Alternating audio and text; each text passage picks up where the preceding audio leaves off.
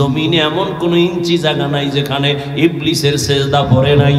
ফেরেশতাদের উস্তাদ সেই ইবলিসের আল্লাহ তার ইবাদতে খুশি হইয়া উপাধি দিছে ইবলিস মুত্তাকি, ইবলিস ওলি, ইবলিস আরেফ, ইবলিস বুজুর্গ। কিন্তু আল্লাহর সামনে এলেমের হেডম দেখাইতে গিয়া এক যুক্তিতে ইবলিস জীবনের তরে ধ্বংস হয়ে গেল। এই জন্য যুক্তি দিতে দিতে দিতে দিতে অনেক মানুষ জাহান্নামের দিকে চলে যায়।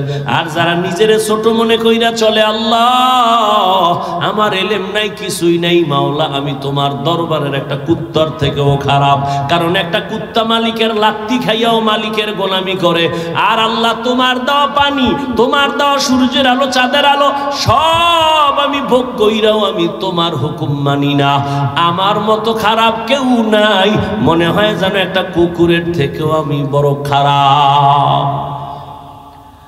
ও পর্দার আড়ালের আম্মা জানেরা, এতক্ষণ আমি আপনাদের সন্তানদেরকে যে কথাগুলো বুঝাইলাম, এগুলো বাস্তবায়নের জন্য আপনার দোয়া, আপনার অবদান ছাড়া হবে না। কারণ এই জমিনে আপনারা হলেন গাছ, আর আপনাদের ফসল হলো সন্তান। ভালো ফল হলে তো ভালো গাছ দরকার। আম্মা জান, আপনার আদর্শের কারণেই তো সন্তান আদর্শবান হবে। গাছ ভালো হলেই তো ফল ভালো হবে। এই জমিনের মধ্যে সময় দিলে একটা কিস্সা শোনাবো, শুনবেন? ভালো করে শুনো যুবক, হেদায়েতের মালিক আমার আল্লাহ। এক ছোট ভাই বিয়া কইরা বড় ভাই বিয়া করে নাই। ঘটনাটা অনেক জায়গায় বলি, আজও আমি 5 মিনিটে বলার চেষ্টা করি। ছোট ভাই বিয়া করলো, সন্তান হলো, বড় ভাই করে না। একদিন কয়, ভাইয়া তুমি বিয়া করো না কেন? কয় মাইয়া ভাই না। কেদাসিনী মাইয়ার অভাব, কলেজের গোড়ায় দাঁড়াইলে শত শত মেয়ে ডানা কাটা ভরি, কেন তুমি মেয়ে পাও না? কয় না, জাতের মেয়ে পাই না। ছোট ভাই ভাবলো মনে হয় যেন একটা সুন্দরী রূপসী একটা সম্ভ্রান্ত পরিবারের মেয়ে চাই। খুঁজা খুঁজা বাইর করছে, কইরা কয় ভাইয়া ভালো পরিবারের একটা মেয়ে পাইছি। কি কয়? কলেজে পড়ে, ভালো একটা মেয়ে পাইছি, ইংলিশ মিডিয়ামে পড়ে, বাবা অনেক টাকাওয়ালা। বড় ভাইকে আমি এই মাইয়া চাই না। তো কি চাও এটা কম? এবার ভাই ডাক দিয়া কয়, ও ছোট ভাই শুনো, আমি একটা জীবনে মেয়ে চাই, আমার জীবন সঙ্গিনী হবে যে আমার হাত ধইরা আমাকে জান্নাতে নিয়ে যাবে। কোথায় নিবে? কি যুবক, বিয়া করছো? কোরআন শপথ করছো না? কয় হুজুর আমার সাথে তো শপথ করছে মাইয়া, জীবনে আর না। আমি বললাম ওই মাইয়ার সিরিয়াল কত জানোনি? কয় না। আমি কই তোর সিরিয়াল যত, মাইয়ার সিরিয়ালও তত। তোর সিরিয়াল কত? কয় 3। 2 মাইয়ার পরে এই মাইয়া। আমি বললাম আল্লাহর কোরআন সাক্ষী, তোর মাইয়ার সিরিয়ালও 3। 2 ফলার ইজ্জত নষ্ট কইরা তোরে ধরছে, তোরে ইজ্জত হারায়া রাস্তার ফকির বানাবে। কোরআনের আয়াত, আল খবিসাতু লিল খবিসিনা, খবিসের সাথে খবিস। ও যুবক, জীবনে লেখাপড়া করে ডাক্তার হইও, দোয়া করে যায়, আমার দোয়া কবুল হবে না, হবে না, হবে না। তবে এই মাঠে বহু আল্লাহর বান্দা আছে যাদের দোয়া কবুল হবে বলে অন্তর সাক্ষী দেয়। দোয়া করি সবাই আমিন বলিও। আল্লাহ যুবক বাবারে, স্কুলে পড়ো, ডাক্তার হও আলহামদুলিল্লাহ, ইঞ্জিনিয়ার হও আলহামদুলিল্লাহ, প্রফেসর হও আলহামদুলিল্লাহ। তবে আমার ছোট্ট একটা দাবি, বেয়াদব হইও না। তোমার ব্যবহারে যেন কোনোদিন মা বাবা কষ্ট না পায়, তোমার আচরণে কোনোদিন শিক্ষক যেন কষ্ট না পায়, তোমার আচরণে কোনোদিন উলামায়ে কেরাম যেন কষ্ট না পায়। বলবা কেন? জীবনে সফলতার চেয়ারে বসার জন্য দোয়া লাগবে 3টা। মা বাবার দোয়া লাগবে, শিক্ষকের দোয়া লাগবে, উলামায়ে কেরাম মুরব্বিদের দোয়া লাগবে। এরে আমি হাফিজুর রহমানের আমার আব্বা আম্মা কলিজা বইরা দোয়া দিয়া চেয়ারে বসাইছেন, কিন্তু বয়ান করা আমার আব্বা শিখান নাই, আম্মা শিখান নাই, আমার ওস্তাদ শিক্ষকেরা হাতে ধরে ধরে ধরে ধরে আমাকে বয়ান শিখাইছেন। অতএব ওস্তাদ আমার বড় দামি এক দোয়ার সম্পদ। মা বাবার বরদোয়া নিবা না, যদি তো বরদোয়া লাইগেই যায় মরার আগে পঙ্গু হয়ে যাবি লেখা রাখ। যদি শিক্ষকের বরদোয়া কলিজায় তোর লাইগা যায় মরার আগে জীবনটা নষ্ট হয়ে যাবে, বিদ্যার জগৎ থেকে হারিয়ে যাবি, বিদ্যা আর থাকবে না। ওলামায়ে কেরামের বরদোয়া যদি কপালে লাগে চাকার তলে মাথা ঢুকে যাবে, টের পাবি না। অতএব ডাক্তার হও, অনেক বড় ডাক্তার, এই সিফাগল্লির ডাক্তার না। চরিত্র ঠিক রাখো, দেখবা শুধু বাংলাদেশ না বিশ্বে তোমাকে ডেকে ডেকে নিয়ে যাবে, হায়ার করে নিবে ডাক্তার, ঢাকার ডাক্তার, বাংলাদেশের ডাক্তার। আল্লাহ সম্মান দিতে কয় সেকেন্ড লাগে, কিন্তু তোমার পুঁজি লাগবে দুইটা। সম্মানের ডাক্তার হতে হলে প্রথম পুঁজি সুস্থতা, দ্বিতীয় পুঁজি সুন্দর চরিত্র। আর এই সুস্থতা আর চরিত্র দোনোটাকে জবাই করার একমাত্র হাতিয়ারের নাম মোবাইল। সুস্থ কিন্তু চরিত্র খারাপ, জুতার বাড়ি কোন জায়গায়। ডাক্তার হইল তাসলিমার মতো জুতা খাইয়া পালাবি, ওই ডাক্তার হয়ে লাভ কি? তাসলিমা সুস্থ, এরপরে জুতা খাইছে কেন? MBBS ডাক্তার, এরপরে জুতা কেন? চরিত্র খারাপ। আর তোমার চরিত্র ভালো কিন্তু অসুস্থ, ডিউটি একদিন করে 2 দিন নাই করে বাদ দে, তাহলে সুস্থতাও লাগবে 100, চরিত্রও লাগবে 100, আর দোনোটা জবাই করে মোবাইল। আমি কি বানায় বলতেছি? সবার হাতে মোবাইল আছে। এখন বাসায় যাইয়া গুগলে সার্চ দিবি, টাচ মোবাইল দেখলে শরীরের অঙ্গের কি কি ক্ষতি হয়, চিকিৎসা বিজ্ঞানীরা কি থিওরি দিছে সব গুগলে আছে। আজকে গিয়ে দেখিস। আমাকে হুজুর গুটি দিয়ে শুনবি না, কপাল পোড়া। হুজুর গুফরে বিশ্বাস কম, জীবন বড় ওয়াজ করছি নবীর সুন্নতের, হাত ধুইয়া খানা খা, এখন ধোয় না। মাওলায় করোনা ধরাইয়া কানে ধরাইয়া এখন হাত ধোয়, এখন পকেটের মধ্যে মেডিসিন ফাঁকে ফাঁকে বাইর করে হাত ধোয়, বাইর করে হাত ধোয়। আমার একা ধুইবেন নি? আমি তুমি কিয়ামত পর্যন্ত ধুইলে একটা নেক পাবা না, সুন্নত হিসেবে ধুইলে সওয়াব পাইতা। এখন ঠেকায় পড়ছো, মাইনকে সিফা আটকায় গেছো, এখন আর হাত ধুইলে লাভ কি? রসুলের সুন্নত হিসেবে তো আর হাত ধো না। আল্লাহ হেদায়াত দান করুন। বাবা এই জন্য বলছি, ডাক্তার হও, ইঞ্জিনিয়ার হও, প্রফেসর হও, বেয়াদব হও না। সুন্দর চরিত্র আর সুস্থতার জন্য নিজেও চেষ্টা করো, আর সফলতার জন্য 3 জায়গার দোয়া, মা বাবার, শিক্ষকের, উলামায়ে কেরাম, মুরব্বীদের। এছাড়া কোনো বাহাদুরি চলবে না, দুনিয়া চলবেই না। বড় ভাই কইছে আমি বিয়ে করুম, তবে এমন একটা মেয়ে চাই যে মেয়ে আমার হাত ধরে কই নিবে। ছোট ভাইকে তোর কপালে বিয়ে নাই, যা। বড় ভাইকে তো একটা কথা শোন, আল্লাহ যদি কবুল করে সময় লাগবে না। ইয়াকিন কার উপর? হ্যাঁ, আল্লাহর উপর। মুনাজাত ধরে কান্না করে, হে আল্লাহ তুমি ওয়াদা করেছো সাহায্যের জন্য, আমি সাহায্য চাইতেছি রে আল্লাহ। এমন একটা বিবি আমার জন্য মেয়ে মিলায় দাও, আমি টাকা চাই না, বাড়ি চাই না, তবে এমন একটা আদর্শবান চরিত্রবান মেয়ে চাই যে আমাকে হাতে ধরে জান্নাতের পথে আগায় নিবে। দোয়া চলতেছে, খবর পাইছে পাশের এলাকায় একজন বুজুর্গ আল্লাহওয়ালা আসছে মসজিদে, মানুষ দোয়ার জন্য যায়, ও গেছে ফজরের নামাজ গিয়ে আদায় করেছে। মোনাজাত দিয়ে দিব? আরে ভাই মোনাজাত তো দিব, একটু ধৈর্য ধরো না। আগে আগে বাসায় যাবা, খোদায় নানিরে কেমনে যাবা? একজনে আগে রওনা হইছে বাসায় যাবো, আর একজনে বইয়া মোনাজাত দিয়ে এরপরে আস্তে আস্তে রওনা হইছে। হে যাই দেহে হে আগের 1 ঘন্টা আগের বেড়া রাস্তায় খাড়ায় রইস, কিও কয় চাক্কা সাইরোটা শেষ, হসপিটালও নাই রাইতে কইব। এনে 1.5 ঘন্টা বইয়া শেষ পর্যন্ত হাঁটতে হাঁটতে হাঁটতে হাঁটতে বাসায় গেছে ফজরের সময়। আর এই যে আগে শেষে মোনাজাত দিয়ে গেছে, হে গাড়ি নিয়ে খুব দ্রুত বাসায় গেছে। মাওলায় না নিলে কেমনে যাবা? জীবনে তো কম ঘুমাও নাই, জীবনে তো রাত্র সজাগ থাকছো গুনাহ কইরা, একটা রাত্র কি নেক কইরা থাকছো? আল্লাহ জিগাইলে বলবা হ্যাঁ থাকছি, তোমার জন্যই এই সময় দিছি, নাইলে এখানে কেউ জোর করে ঢুকায় নাই। আল্লাহ তোমার মোহাব্বত এখানে ঢুকছি এবং মোনাজাত দিয়ে গেছি, একটু চোখের পানিও ছাড়ছি। ও আল্লাহ, তুমি এউসিলাই কি মাফ করবা না? আমি তো মাফ করার জন্য বাহানাই তালাশ করি, একটা সুযোগ খুঁজতেছি, একটা লাইন খুঁজতেছি, লাইন আছে কিনা দেখি। লাইন যখন পাইয়েই গেছি, কোনো লাইন নাই। নাম কি? নাম হইল আব্দুর রহমান। এটাও একটা লাইন, সহিহ হাদিস।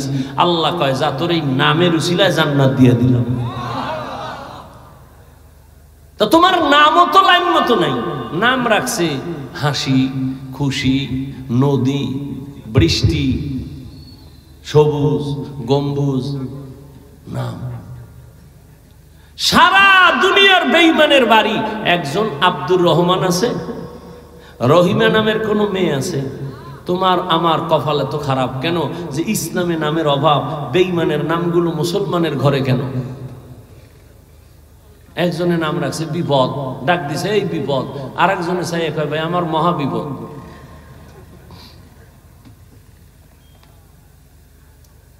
আগে সন্তান হইলে দৌড়ে যাইতো বড় হুজুরের দ্বারে, হুজুর একটু খেজুর মুখে নিয়ে দেন আর একটা নাম রাইখা দেন, সুন্দর একটা নাম।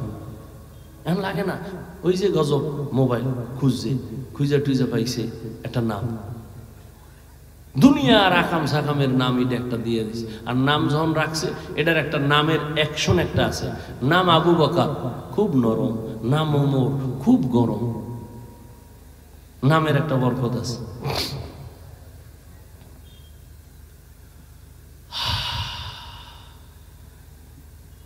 হুজুরের দ্বারে গেছে দোয়ার জন্য, ফজরের নামাজ পড়া সব চলে গেছে। হুজুর আমার বাড়ি অমুক এলাকায়, একটু দোয়া করেন। বাবা বিয়া করছো? কয় না। কেন? বয়স কতই? এখনো করো নাই কেন? কয় মাইয়া ভাই না। কি মাইয়া চাও? কয় হুজুর আমি আল্লাহর কাছে দোয়া করি, এমন একটা মেয়ে চাই যে মেয়ে আমাকে বিবি হইয়া সহযোগিতা করে জান্নাতের পথে আগায় দিবে। হুজুর কয় দোয়া করি। কথা চলতেছে, হঠাৎ এমন একটা ঘটনা। কার ঘটনা? নামটা শেষে বলবো, গুগলে গিয়া সার্চ দিয়া নাম বাইর করবি। ও দুনিয়ার সন্তান, আর তুই কেমন সন্তান হইলি একটু নিজেরে যাচাই করবি। ঘটনার শেষে নামটা বলতেছি। হঠাৎ মসজিদের বারান্দার বাহির থেকে একটা কচি কণ্ঠে মেয়ের সালামের আওয়াজ। একটা মেয়ে ডাক দিয়া সালাম দিছেন, আসসালামু আলাইকুম হযরত, আমি এই এলাকার মেয়ে, গরিবের সন্তান, দোয়ার জন্য আসছি। হুজুর ডাক দিয়া কয় রে মা, তোমার আব্বা কি করে? কয় নাই। বলে তোমার বয়স কত? এত। কয় বিয়ার বয়স তো পারায় যাচ্ছে, কেন বিয়া করো না রে মা? মেয়েটা কান্না করে বলে হুজুর আমি গরিব, আমি কোথায় একটা ভালো জামাই পাবো? আমার চরিত্র আমি এখনো নষ্ট করি নাই, তবে আমি মোনাজাতে আল্লাহর কাছে বারবার দোয়া করি, আল্লাহ এমন একটা ছেলে আমার স্বামী বানাইয়া দাও যে আমার হাত ধইরা আমাকে জান্নাতের পথে আগায়া দিবে। মাওলায় মিলাইছেনি। হুজুর মাঝখানে থাইকা কয় যুবক বিবাহ করবানি? কয় আল্লাহ যদি কবুল করে। হুজুর এবার প্রস্তাব দিলেন, দিয়া দুজনের বিবাহ হয়ে গেল। এক হাতে কোনোদিন তালি বাজে না, বিনা বাতাসে পানি নড়ে না। স্বামী আর স্ত্রীর মন এক না হইলে ওই বাগানে ফুল ফোটে না। দুজন এখন এক মনের। আজান হলে স্বামী কয় নামাজ, স্ত্রী কয় নামাজ। ফজরের সময় স্ত্রী যদি আগে উঠে, স্বামীর উঠায় উঠো, নামাজ যেন কাজা না হয়। আবার স্বামী যদি উঠে, উঠে আবার স্ত্রীর ডাকে উঠো, নামাজ আদায় করো। ও পর্দার আড়ালের আম্মা জানেরা, একটু শুনেন কেমন মা। আপনারাও তো বড় দামি মা, আপনারা তো সাহাবায়ে কেরামদের মায়ের মতো মা, নবীদের মায়ের মতো মা, খাদিজা রাদিয়াল্লাহু আনহার মতো নারী, ফাতেমা রাদিয়াল্লাহু আনহার মতো নারী, আয়েশা রাদিয়াল্লাহু আনহার মতো নারী, ইসমাঈল নবীর মা হাজরা আলাইহাস সালামের মতো দামি নারী, ঈসা নবীর মা মারিয়াম আলাইহাস সালামের মতো। আপনারা তো বেঈমান ফেরাউনের ঘরে স্ত্রীর নাম কি? আসিয়ার মতো দামি। বলে কত বড় বেঈমান ফেরাউন, নিজেরে খোদা দাবি করেছে আল্লাহর বিরুদ্ধে গিয়া, অথচ তার ঘরে আসিয়া এত আল্লাহর আশেকা হয়ে গেল। নবীজি বলেন কিয়ামতের দিন জান্নাতে আসিয়ার সাথে আমার বিবাহ হবে। সুবহানাল্লাহ বলবেন না? এখন একটা প্রশ্ন আসতে পারে, ফেরাউনের বউ এর লগে রসুলের বিয়ে হইব? ইমান আছে ঠিক আছে, কিন্তু এত বড় বেঈমানের বউ? না, বিয়ে হইছে ঠিক ফেরাউনের, কিন্তু এক সেকেন্ডের জন্য আসিয়ার সাথে ফেরাউনের এক সেকেন্ডের জন্য এক বিছানায় শরীরের সাথে টাচ হয় নাই। কেন?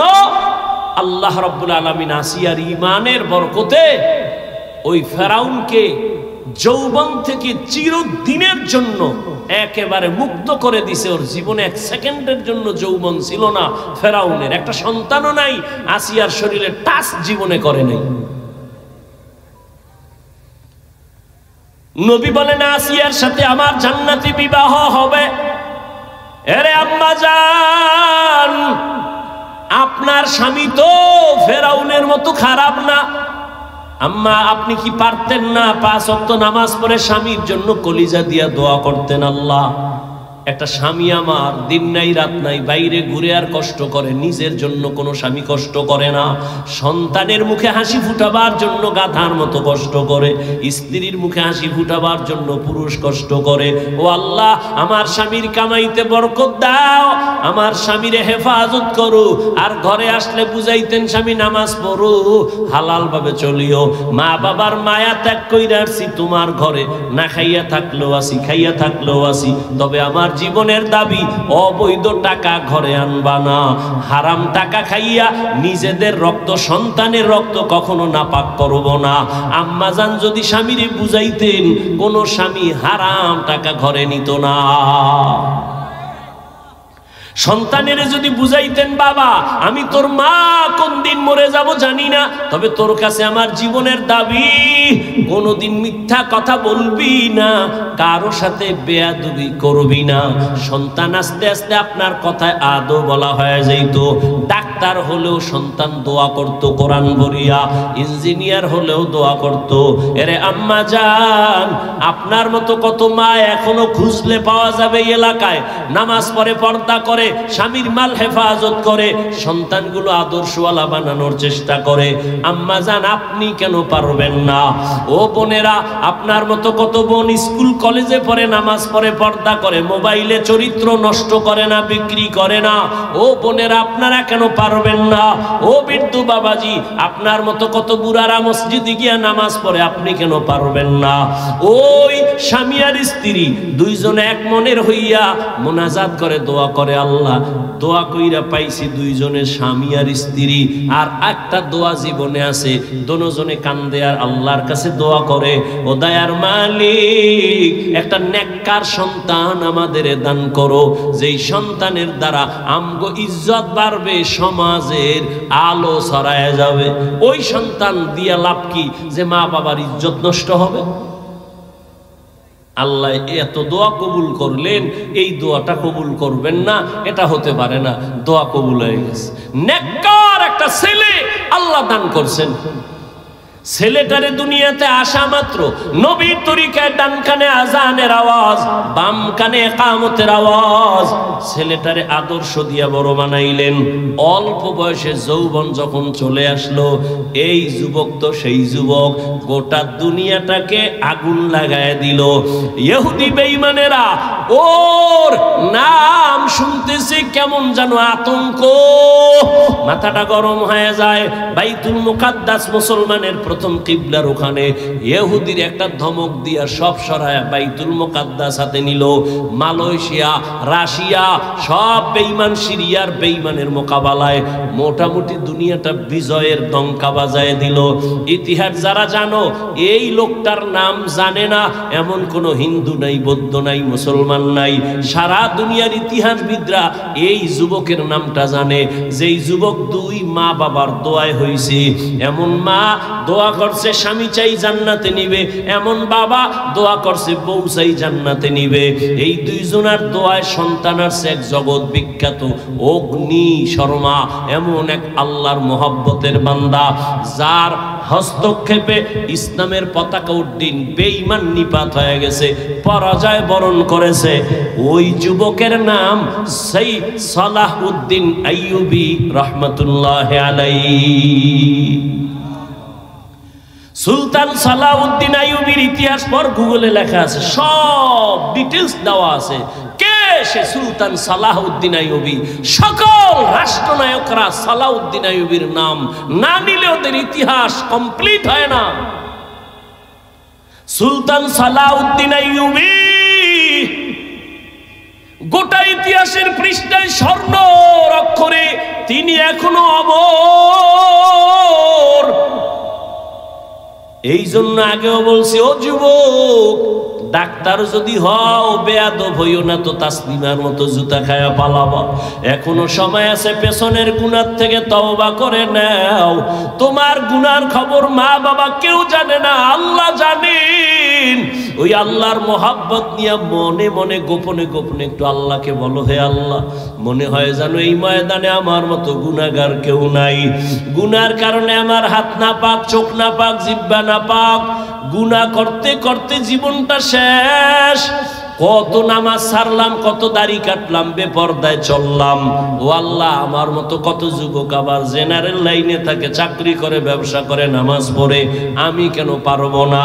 ও আল্লাহ, মনে চাইছে কত গুনাহ করছি শখ লাগাইয়া, আর গুনার কাছেও যাব না।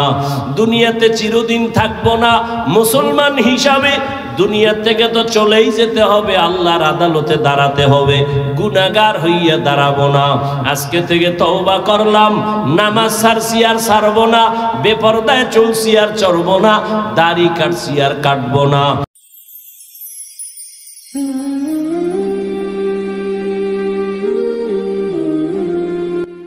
রসুলের 30 বছর বয়সে কাবা নতুন ভাবে উঠাইতেছিলেন। কোরাইশ বংশের লোকেরা হালাল টাকা দিয়া, যেই পরিমাণ টাকা দিছে ওই পরিমাণ টাকায় এই সিনা বরাবরের অংশ সহ দেওয়াল উঠে না, এই জন্য একটু বাদ দিয়া ওই বাকি অংশ ঘুরে ফেলেছে। এটাকে হাতিমে কাবা বলে। তরবারি নিয়ে দাঁড়ায় বলে, এই মুশরিক আর কাফের, 5 মিনিট আগে মুহাম্মদের দুশমন ছিলাম, সন্ত্রাসী, টেররিস্ট, এখন দাঁড়ায় গেলাম, কারা আছো মুহাম্মদের বিরুদ্ধে, আমার তরবারির সামনে দাঁড়াও। মুহাম্মদের প্রয়োজন নাই, আমার তরবারি ফয়সালা করবে, আসো। 39 জন মুসলমান তখন রসুলের সামনে গোপনে ইবাদত করে। 40 নম্বর মুসলমান, 27 বছরের যুবক ওমর।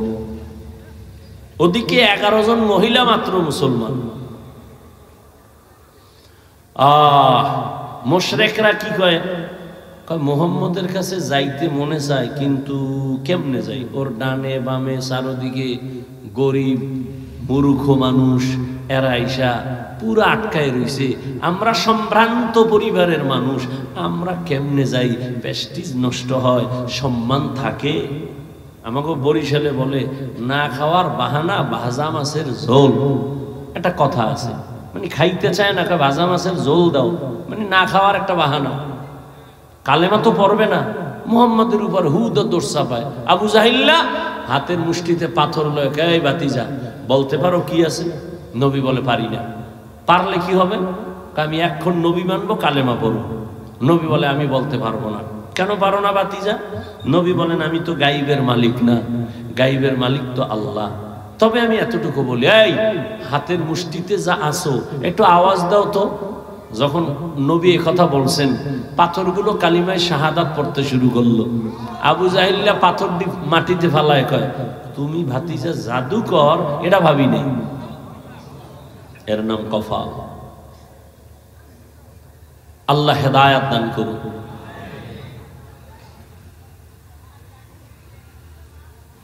ওলামায়ে কেরাম যে আলোচনা করেছেন, দোয়া করি উম্মাহকে ওলামায়ে কেরামের কথাগুলো সহি তরিকায় আমল করার তৌফিক দান করেন।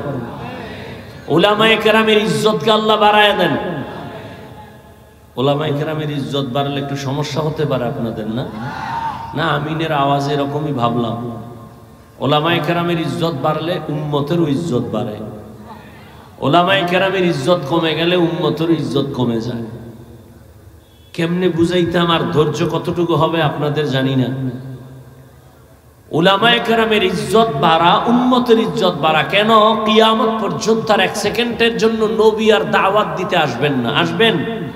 সাহাবায়ে কেরাম আসবেন, আইম্মায়ে কেরাম, ইমাম আবু হানিফা, ইমামে আজম, ইমাম শাফিঈ, ইমাম মালিক, ইমাম আহমদ বিন হাম্বল, ইমাম বুখারী, ইমাম মুসলিম, ইমাম তিরমিজি, কেউ আসবেন না। বড় বড় আউলিয়া এরাও আসবেন না। কিয়ামত পর্যন্ত এই জাতিকে জান্নাতের পথে ডাকবেন, সঠিক শান্তির ঠিকানা দিবেন একমাত্র, শুধুমাত্র, কেবলমাত্র উলামায়ে কেরাম। অতএব কারণে এই উলামায়ে কেরামকে মাথার মুকুট বানায় যে রাখবে, সে দুনিয়াতেও ধন্য, পরকালেও ধন্য। আর উলামায়ে কেরামের সাথে যে বেয়াদবি করবে, ও মরার আগে মরে যাবে। তার মানে রুহু থাকবে, দেহ থাকবে না, বিছানায় পঙ্গু হয়ে পড়ে যাবে। এই বাংলাদেশে যত ঝামেলা দেখো, একমাত্র আলেমদের সাথে বেয়াদবির ফলাফল। একটু আগে বলে আসছি আর এক জায়গায় মাগরিবের পরে, যে আওয়ামী লীগ গেছি গা, লাফাইস না, শিক্ষানে জুলুমের ফলাফল এমনই হতে পারে। লাফাইও না, শিক্ষা না। তুমি জুলুম করলেও কিন্তু খবর আছে। মুসলমানের আন্দোলন একদিন নয়, মুসলমানের জীবন দেওয়া একবার নয়। মুসলমানের আন্দোলন আজীবন, জীবন দিবে বারবার, জালেমের বিরুদ্ধে, ইসলামের পক্ষে। আর তুমি নাকে তেল লাগায় ঘুমাও, দেশ স্বাধীন। আর ঢাকার শহরে মা বোনেরা স্লোগান দিচ্ছে সাংবাদিকের সামনে, আমগো দেহ ব্যবসার অধিকার আবার ফেরত চাই। তুমি নাকে তেল লাগায় ঘুমাও। মুসলমানের সন্তান আরামে সেদিন ঘুমাবে নিশ্চিন্তে, যেদিন এদেশের ময়দানে, মাঠে ঘাটে উলামায়ে কেরাম কলিজা খুলে কোরআনের বয়ান করবেন। কোন সুদখোর আর বেনামাজির অনুমতি নিতে হবে না। মুসলমান নাকে তেল লাগায় আরামে ঘুমাবে সেদিন এদেশের প্রত্যেকটা মাদ্রাসা, মসজিদের কমিটির মধ্যে বেনামাজি, সুদখোর থাকবে না যেদিন। শিয়ালের হাতে মুরগি দিছে 3 দিনের আমানত। কার কাছে? শিয়াল পণ্ডিতকে দোয়াও চাই, মাফও চাই, জিন্দা কেন মরাও ভাইতা না। শিয়ালের হাতে মুরগি দিলে যা হয়, ধর্মের চাবি সুদখোর আর বেনামাজির হাতে দিলে তাই হয়। দিছে কে? এইবার আর আওয়াজ নেই। কে দিছে? ইসলাম চাই। ভোটের আগের রাত্রে টাকা খাইয়া কেবলা ঘুরাইয়া দিছে। ঠিক নেই? হুজুরকে দিয়া লাভ নাই। হুজুরেরা কি করবে? হুজুরেরাই সব করে, সব করতেছে। হুজুরেরা যা এ জাতিকে দিয়েছে, আল্লাহর কসম পৃথিবীর কেউ এগুলি এই জাতিকে দিতে পারে নাই। যদি বলো হ্যাঁ দিছে, আমার জবাব 5 টাকা দিছে, 5000 টাকার হয়রানি করেছে। উলামায়ে কেরাম নিঃস্বার্থভাবে দিয়েছে। সারা জীবন উলামায়ে কেরাম সরকারি চাকরি করে, বেসরকারি চাকরি করে। ডিউটি কত ভাই? কয় ঘন্টা বলেন না কেন? আর একজন ইমাম মসজিদে খেদমত করে কত ঘন্টা? 24 ঘন্টা। রিমান্ডের শাস্তির মধ্যে থাকে। একক তো নামাজে দেরি হইলে রিক্সা ড্রাইভার কয় গেছিলেন কই? ইমাম সাহেব কয় কে তুমি? কয় রিক্সাওয়ালা। তোমার পাওয়ার কয় 5 টাকা বেতন দেই মাসে।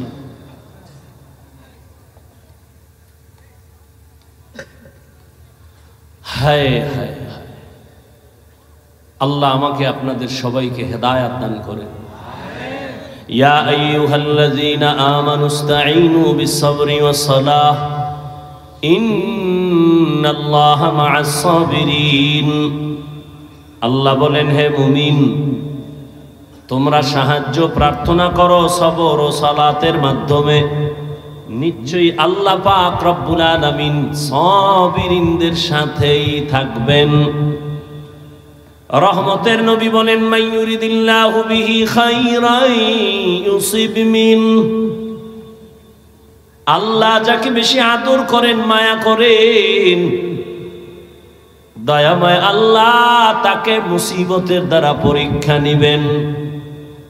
তাহলে মুসিবত আসা একটা নেয়ামত, কার জন্য? মুমিনের জন্য।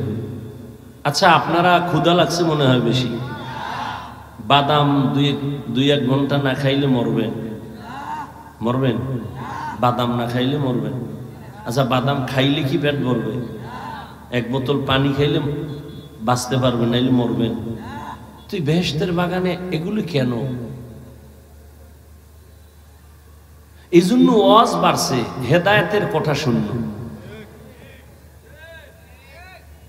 এখানে কেন আপনি খাইতে হবে? খাওয়ার জন্য দোকানওয়ালারা বয়ে রয়েছে, সেখানে যান। ওয়াজ উপলক্ষে বিশাল মার্কেট। কিসের দোকান? কয় বেলুন। বিশাল এক বেলুন কিনছে, মোনাজাতের ঘর বাড়ি যেটার কান্দে লয়ে ঝুলাইয়া। বউ কয়, কি নিয়ে আইছো? কইছে মোনাজাতে বেলুন কবুল হয়ে গেছে। আপনারা হাসেন। কোরআনের মাহফিল, বেহেশতের বাগান, যেখানে বসলে গুনাহ মাফ হয়, সেই উপলক্ষে কেন মার্কেট? দুই একটা চায়ের দোকান, বিস্কিট রুটির দোকান হতে পারে, সেখানে এমন দোকান থাকবে কেন? খেলনার দোকান, বেলুনের দোকান। আবার এমন কোন দোকান থাকবে কেন যেই দোকানে বেপরদায় নারী ঢুকবে? এই কবিরা গুনার দায় ভাই কে নিবে? বলে গেলাম আপনাদেরকে না, সারা দেশ ঘুরে তো এগুলি দেখতেছি। হেদায়েত হয় না কেন? এর কারণ কি? ভাই বয়ান তো আপনারা জানেন, আমি তো শুরুতেই বলছি, আমি নতুন কিছু বলবো না। মিথ্যা বলা হারাম, গালি দেওয়া হারাম, গীবত করা হারাম, মরা ভাইয়ের গোশত খাওয়ার সমান, জিনার থেকেও বেশি মারাত্মক গীবত। এগুলি জানেন না তো বয়ান তো এগুলিই করুন, বাইরে তো কিছু না। নামাজ ৫ ওয়াক্ত পড়া ফরজ, মা বাবার খেদমত করা ফরজ, গান শোনা হারাম, নাচ দেখা হারাম, জুলুম করা হারাম, কারো হক নষ্ট করা হারাম, চুরি করা হারাম, ডাকাতি করা হারাম, কাউকে হত্যা করা হারাম। এই বয়ান তো আপনারা সব জানেন। শুধু কি তাই, আমরা এরা যারা বসছি সবাই মুসলমান। আপনার আল্লাহ আমার আল্লাহ এক না আলাদা? আপনাদের নবী আমার নবী, সত্য কথাটা মানেন আর না মানেন, অন্তত একটু স্বীকার করেন। আপনার নবী আমার নবী, আপনার আমার কোরআন, আপনার হাদিস আমার হাদিস, দুনিয়াতে আসছি সিস্টেম এক, আপনার ধর্ম আমার ধর্ম, কালেমা, কাবা সব এক। দুনিয়াতে আসছি সিস্টেম এক না? কুমিল্লাওয়ালারা লঙ্গি বইরা জন্ম নিছে, সব এক। বিদায়বেলা কাফনের সংখ্যা হবে ৩টা, মহিলাদের 5টা। বক্তা হিসাবে একটা কাফন সম্মানে কেউ বাড়াবে না, গরিব হিসাবে কেউ একটা কাফন কমাবে না। কালার হবে আলাদা না? কালারও এক। কাফনের উপরে লেখা থাকবে বড় হুজুরের লাশ, লেখা থাকবে এটা কোটিপতির লাশ। এত ভাব কেন? আজকে আমি বক্তা বক্তা ভাব, তুমি ক্ষমতা টাকার ভাব। এই ভাবে কি হবে? সাদা কাফনে ঢুকলে সব বাহাদুরি শেষ। কবরের সাইজও হবে এক, কবরে প্রশ্ন হবে 3টা, তাও এক। রবের পরিচয় দাও, ধর্মের পরিচয় দাও, রাহমাতুল লিল আলামিনের পরিচয় দাও। রহমতের নবী বলেন, এই 3টা প্রশ্নের জবাব যারা দিয়া দিবেন তাদের কবর হবে রওজাতুম মির রিয়াজিল জান্নাহ। আর এই 3 প্রশ্নের জবাব যারা দিতে পারবে না তাদের কবর হবে হুফরাতুম মিন হুফারিন নার। কারা পারবে এই প্রশ্নের জবাব? হুজুরেরা। কোনো গ্যারান্টি নাই হুজুর জবাব দিতে পারবে। যদি গ্যারান্টি থাকতো তাহলে 10 জন সাহাবা জান্নাতের টিকিট হাতে নিয়ে সারা জীবন আবার কান্না করে কাটাইতেন না। রহমতের নবী বলেন, আমি আয়েশার হুজরায় শান নামাজের পর ঘুমাই। আমি ঘুমাইলে আমার চোখ বন্ধ থাকে, কিন্তু আমার অন্তর ঘুমায় না। রাতের গভীরে হঠাৎ আমার কান সজাগ হয়ে গেছে, কে যেন আমার মাথার পার্শ্বের মসজিদে নববীতে কান্না করে। এই আর একটা কথা বলি নাই, এই জন্য উঠতেছে মনে হয়। বয়ান বক্তার এলেমের আমলের বাহাদুরিতে বয়ান হয় না, সম্পূর্ণ বয়ান নির্ভর করে শ্রোতাদের অন্তরের মোহাব্বত আর আকর্ষণের উপর। জানি না এখানে আপনাদের অন্তরের কি অবস্থা। আমি আল্লাহকে ভরসা কইরা বসছি, কারণ নিজেরে ছোট মনে কইরা বসলে বরকত হয়। আর আল্লাহ আমার মনে হয় এই জন্য ছোট বানায় রাখছে। একদিন এক বড় আলেম রেজি গিয়েছিলাম, হুজুর কেন আমার মনে চায় আমি আরো অনেক উপরে উঠি, লেখাপড়া করি, বিদেশ যাই। না, যদ্দুর আছেন এই সম্মান কয়জনে পায়?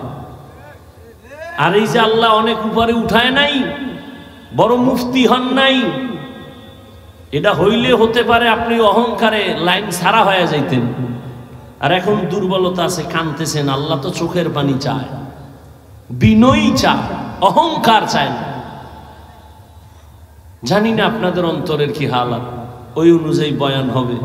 বক্তব্য সব শেষ, বাকি শুধু হাত দুইটা উঠাবো আর আলহামদুলিল্লাহ কয়ে মোনাজাতটা দিব। আর হাত যদি উঠাইয়েই ফালাই, আর জীবনে এখানে আমু কিনা তাও জানি না, বয়ান আর দেখা হবে কিনা তাও জানি না। তবে নিজের কপালটাও নষ্ট করিয়েন না, অন্যেরও ক্ষতি করিয়েন না। কিছু কথা বলার তৌফিক আল্লাহ দিতেছেন, আপনারা দোয়া করলে বলবো, ডিস্টার্ব করেন না, খবরদার। আপনার যদি উঠার ব্যারাম থাকে, ভিতরে ঢুকছেন কেন? আপনি রাস্তায় দাঁড়াবেন, ফাঁকে যাইয়া বাথরুম করবেন, বিড়ি টানবেন, আবার আয়া শুনবেন। চোখের সামনে বসে ডিস্টার্ব কেন? মানুষ ভালো হইতে বহু সময় লাগে, কপাল ফুটতে 1 সেকেন্ড লাগে না। বহু মাস্তান সাইজ হয়ে গেছে, খবর নাই, বিল্ডিং পড়ে আছে, খবর নাই, ও আসমানে না জমিনে। বাহাদুরি কইরো না, মাস্তানি ভালো না সব জায়গায়। বহু মাস্তান রাস্তায় কাইতে ঠ্যাং ভাঙ্গিয়া ঘরে বয়ে রয়েছে। বহু রাস্তায় পাগল দেখছি, পাগল ইংলিশে টকিং করে, কিন্তু বস্ত্র অর্ধেক, আরবিতে কথা বলতেছে খুব দ্রুত, কিন্তু শরীরের পোশাক অর্ধেক। পাগল। ভাবলাম কারণ কি? পাগল আবার ইংরেজি শিখছিনি কোথাও গিয়া? জবাব আসলো অন্তর থেকে, না। তাহলে এই ছেলেটা স্কুল কলেজের ভালো একটা স্টুডেন্ট ছিল, শিক্ষকের সাথে না হয়, মা বাবার সাথে না হয়, কোনো মুরব্বীর সাথে বেয়াদবি করে পাগল হয়ে গেছে। মাদ্রাসার কোনো ভালো ছাত্র ছিল, বেয়াদবি চূড়ান্ত পর্যায়ে করার কারণে আল্লাহ ওরে পাগল বানাই দিয়েছে। পাগল বানাইতে কি বেটা তোরে আলাদা মেডিসিন লাগে? ব্রেনের একটা তার আউলে গেছে, সব শেষ, কিচ্ছু লাগবে না। ঘুমের থেকে উঠে দেখবি দুনিয়া পুরাটা অন্ধকার। মাকে বলবি, আম্মু আমি তো চোখে ঝাপসা দেখি। কি হইল? আম্মু কান্না করে, আর মাওলায় না দিলে আর হবে না। রহমতের নবী বলেন, আমার কানে আওয়াজ, গভীর রাতে কে যেন আমার মসজিদের মধ্যে কান্না করে নামাজে। আমার ঘুম ভেঙ্গে গেল, আমি উঠলাম, উঠি আমি বাহিরে গেলাম, নজর করে তাকায় দেখি জান্নাতের 1 নাম্বার সাহাবী আবু বকর নামাজের গভীরে দাঁড়ায় দাঁড়ায় কান্না করতেছি।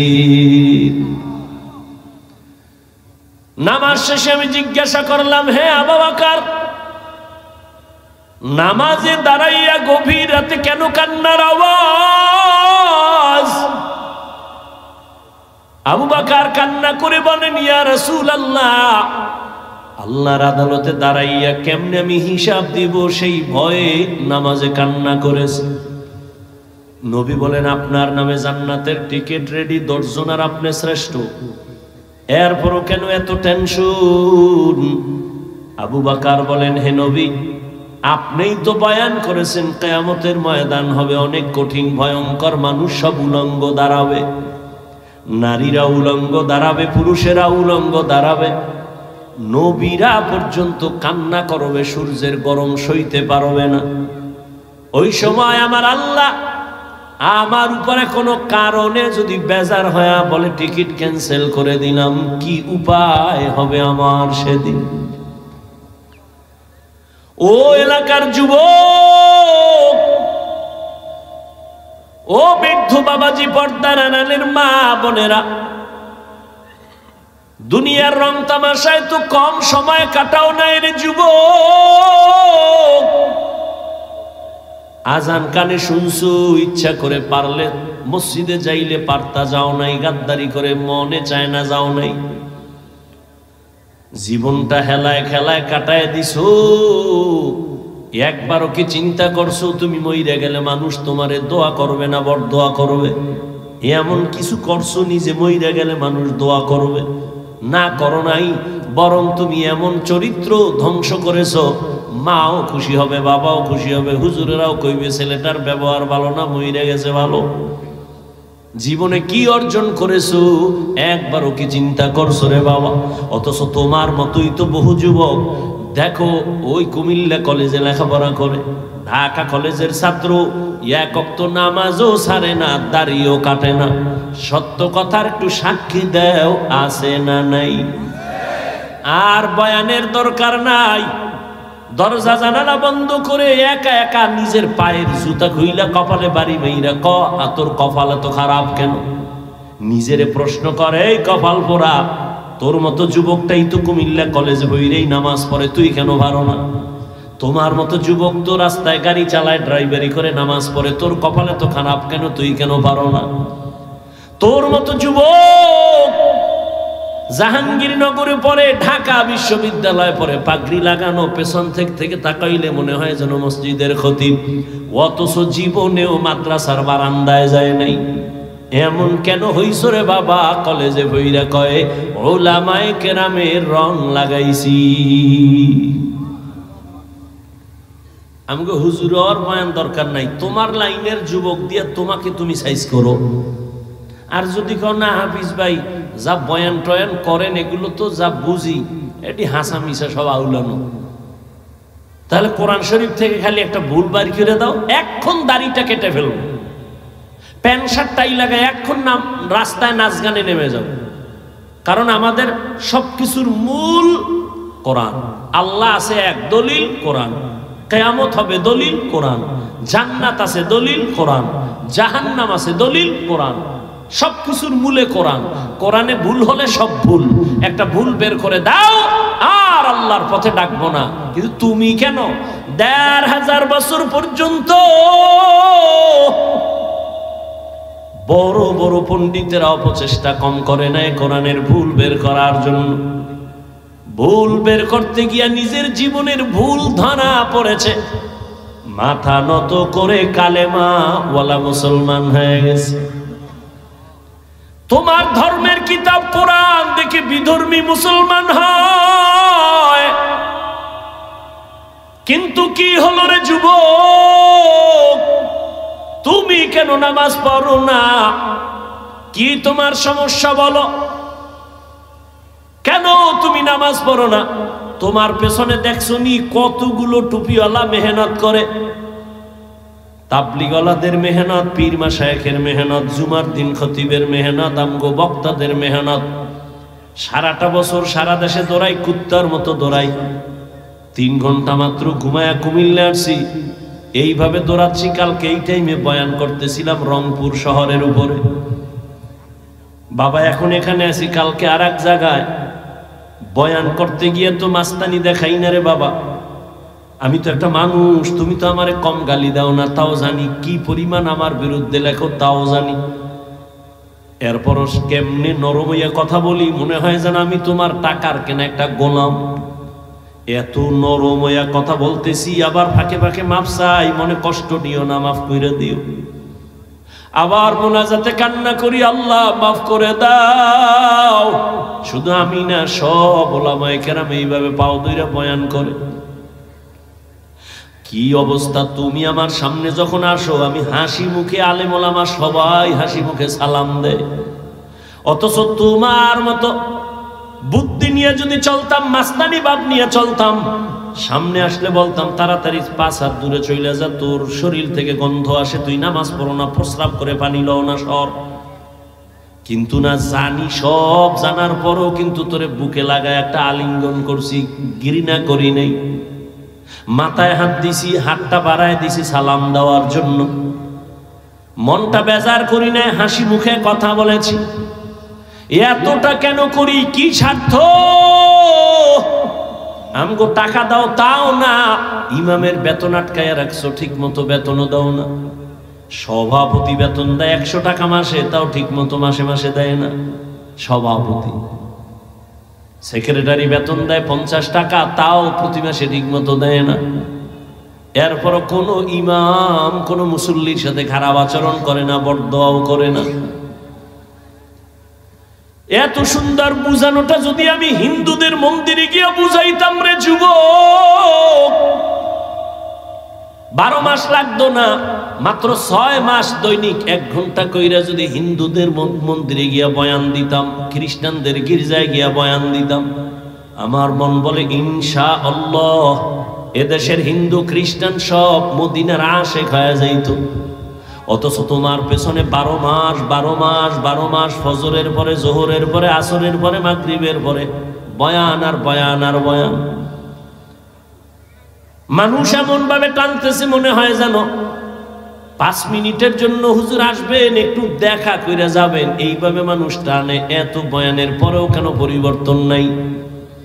এর একমাত্র কারণ তুমিও মুসলমান, আমিও মুসলমান, তোমার আমার আল্লাহ এক, নবী এক, কোরআন এক, কাবা এক, ধর্ম এক, কালেমা এক।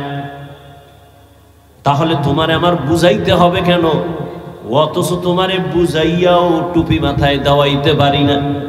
আমি মুসলমান, টুপি খুলতে চাই না, লজ্জা পাই। আর তুমি কেমন ভিআইপি মুসলমান, টুপি মাথায় দিতে চাও না, লজ্জা পাও। আমি দাড়ি কাটতে চাই না, লজ্জা। তুমি কেমন মুসলমান যে দাড়ি রাখতে চাও না, লজ্জা। আমি মুসলমান, মসজিদে না ঢুকলে লজ্জা পাই। তুমি কেমন মুসলমান যে মসজিদে ঢুকতে গেলে লজ্জা পাও। আমি মুসলমান, বেপরদায় চলতে গেলে লজ্জা পাই। আর তুমি কেমন মুসলমান যে পর্দা করতে গেলে লজ্জা পাও। বালিশে মাথা লাগা একটু ভাবিও, মালিকের দরবারে কেমনে দাঁড়ায় জবাব দিবা। হেদায়েতের মালিক আমার আল্লাহ। আসলে তুমি আল্লাহর হেদায়েতের পর্দার বাইরে সরে গেছো। কিন্তু আমার আল্লাহ স্বার্থপর না। যদি স্বার্থপর হইতেন, ঘুমের মধ্যে চেহারা কুত্তার মতো বানায় দিতেন। মুহাম্মদের উম্মত হওয়ার কারণে এত গুনার পরেও চেহারা আল্লাহ পাল্টায় দেয় না কেন? একমাত্র মুহাম্মদের উম্মত। মুহাম্মদের উম্মত না হইলে ঘুমের থেকে উঠে দেখতা চেহারা বানর হয়ে গেছে। কিন্তু আমার নবী আল্লাহর কাছে কান্না করে বলছিলেন, হে মালিক, আমার উম্মত গুনাহ করলেও তুমি চেহারাটা পাল্টাইয়া দুনিয়ায় ইজ্জত হারাইও না রে আল্লাহ। নবী উম্মতের কত দরদি।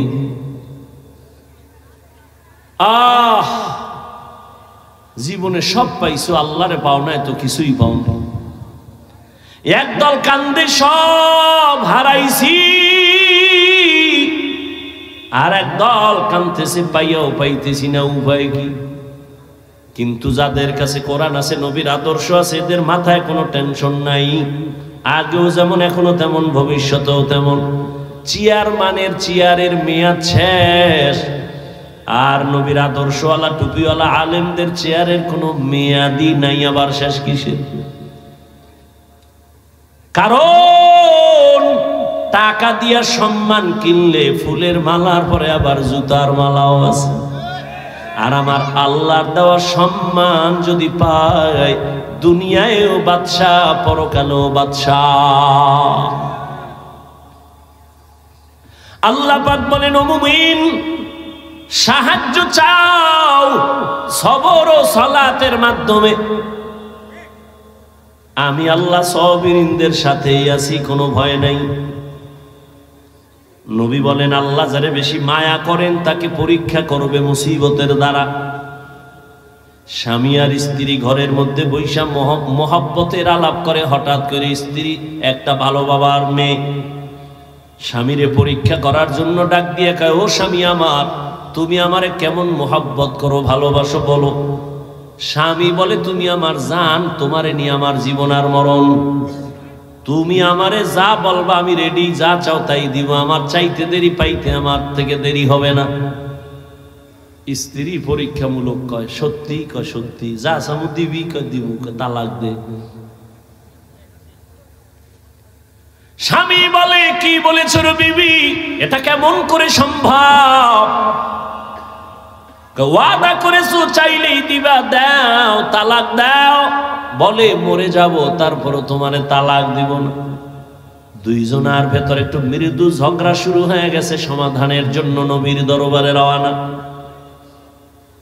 রাস্তার মাঝে যাইয়া হঠাৎ করে স্বামী বেচারা রাস্তার পার্শ্বে পইরা গিয়া পা ভেঙ্গে গেছে। নুজহাতুল মাজালিসে ঘটনা আছে। স্বামী বেচারা একটা চিৎকার দিয়ে কয়, আমারে ধর, আমি মইরা গেলাম, সহ্য করতে পারি না, পা ভাঙ্গা ব্যথা। স্ত্রী হাতটা ধইরা কয়, চল, নবীর দরবারে যাওয়ার দরকার নাই, বাড়ি চলো। বাড়ি যাইয়া স্বামীর হাত ধরে কয়, স্বামী আমারে মাফ করে দাও, আমি যে তালাক চাইছিলাম কথাটা ফিরায় নিলাম, উড্ড করে নিলাম।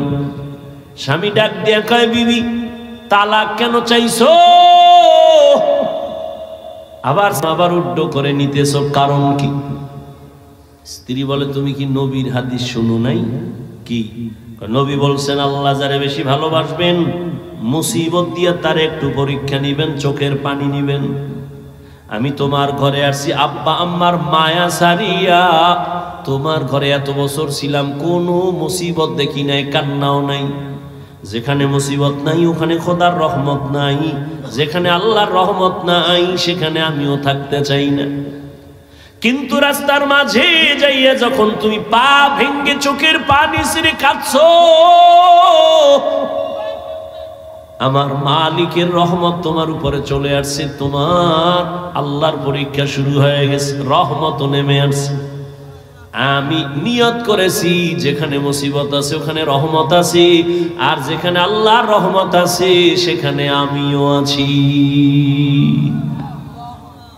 জিন্দেগি মে বন্দগি তু কর নহি, জিন্দেগি মে বন্দগি তু কর নহি, जिंदगी बे बंदगी शर्मिंदा है, जिंदगी बे बंदगी शर्मिंदा है। খারাপ লাগে? এই যুবক ঘুমাও, এটার লাগে একটু একতারা হইলে মজা লাগতো না? গানের তার কানে লাগাইয়া ঘুমাইতেছ রে যুবক, 5টা সেকেন্ড যদি ভাবতি যে ঘুমের মধ্যেও তো আজরাইল আসে, আমার রুমের মধ্যে যদি আজরাইল অন্ধকারে আইসা দেখে আমার কানের মধ্যে গানের তার লাগানো, হেডফোন লাগানো, আমি মুসলমান, আমি মালিকের দরবারে কেমনে জবাব দিব?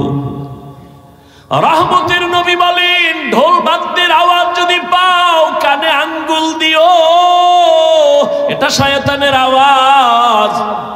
আর এমন কোন গান নাই যে গানের আওয়াজে মানুষের গুনার দিকে আকর্ষণ বাড়ে না। কিন্তু বাবা আজকে একটা দাবি কইরা যাই, পারলে মানিও। আবদার, অর্ডার নয়, আবদার।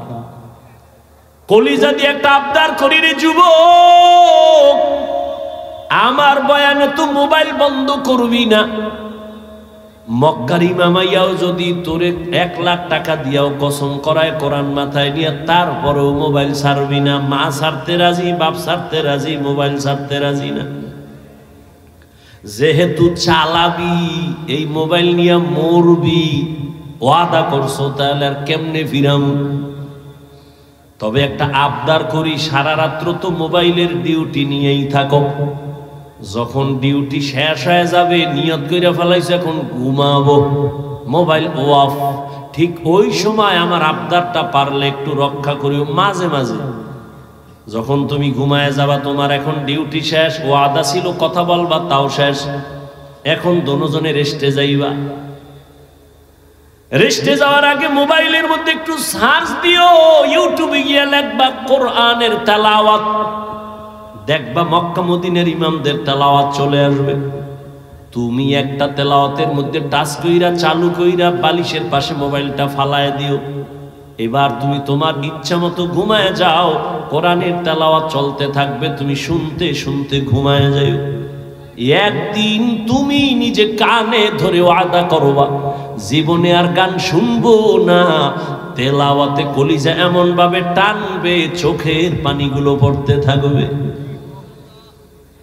মাঝে মাঝে অনুরোধ করি একটু দেখিও,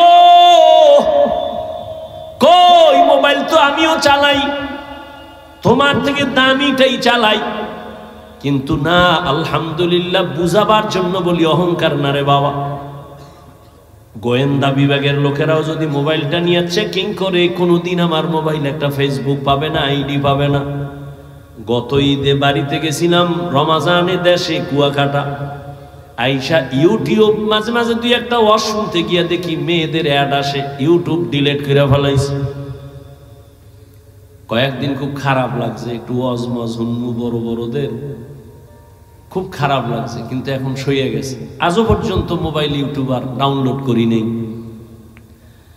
মাওলার কাছে এমন একটা মোনাজাত নাই যে বলি না আল্লাহ মোবাইলের গুনাহ থেকে বাঁচাও। বড় কঠিন এক পরীক্ষা মুমিনের জন্য এই মোবাইলের গুনাহ থেকে বাঁচা, বড় কঠিন এক পরীক্ষা। তুমি একটা ওয়াজ দেখবা, সেখানে মেয়েদের অ্যাড চলে আসে, অর্থাৎ গোটা দুনিয়ার আন্তর্জাতিক চক্রান্ত মুসলমানকে টার্গেট করে আছে। হুজুর ইমামতি করবা, কিন্তু ভেতরের নামাজ পড়বা ঠিক, কিন্তু ভেতরের রুহু থাকবে না। রুহু ছাড়া দেহের যেমন দাম নাই, ঠিক নামাজের রুকু আছে, সিজদা আছে, তাসবিহ আছে, কিন্তু নামাজের একটা রুহু আছে। ওইদিকে আবার কখন বয়ান করব যে নামাজের আবার রুহ কি? ওলামায়ে কেরামরা হাদিসটার ইবারত পড়ি, এতটুকু বুঝবেন। নবী বলেন আনতা আবুদাল্লাহ কাআন্নাকা তারাহ ফাইন লাম তাকুন তারাহ ফাইন্নাহু ইয়ারাক। রহমতের নবী বলেন তুমি এমন ভাবে নামাজে বা ইবাদত করো যেন তুমি নিজে আল্লাহকে দেখো। যদি তুমি আল্লাহরে দেখতে না পাও, এতটুকু নিয়ত করিও যে আল্লাহ আমাকে দেখতেছেন। এর নাম নামাজের রূহ। একে ভিন্ন ভাষায় বলে খুশু আর খুজু। আল্লাহর ভয় নিয়ে নামাজে দাঁড়ানো। নামাজই পড়ে না, এ আবার রুহু পাইবে কই? নামাজ পড়ে না তো পড়েই না, উল্টা আমগো আবার ধাক্কা দেয়, হুজুর নামাজ না পড়লে আলহামদুলিল্লাহ আমগো দিল পরিষ্কার। আর নবী কি কয়? দুনিয়াতে যারা নামাজ পড়ে না ওরা পৃথিবীর শ্রেষ্ঠ নিকৃষ্ট চোর। নবী বলেন মুমিন আর বেঈমানের মধ্যে ব্যবধান নামাজ, বাইনাল আবদি ও বাইনাল কুফরি তরকুস সালাহ। বেঈমান কাফেরেরা নামাজ পড়ে না, মুমিনেরা নামাজ ছাড়ে না।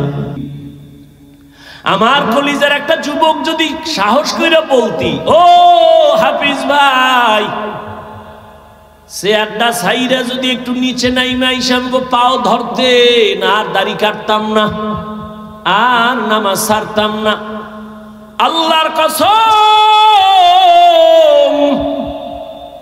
আমি লাপটা দিয়া নিচে আইসা পাও ধইরা ফেলতাম, আর নবীরে বলতাম কিয়ামতের দিন নবী তোমার উম্মত আমার পাও ধরার শর্তে দাড়ি রাখছে, পাও ধইরা ফেলছি, দাড়িও রাখছে, আমার নবী ফালাইয়া যাইতেন না।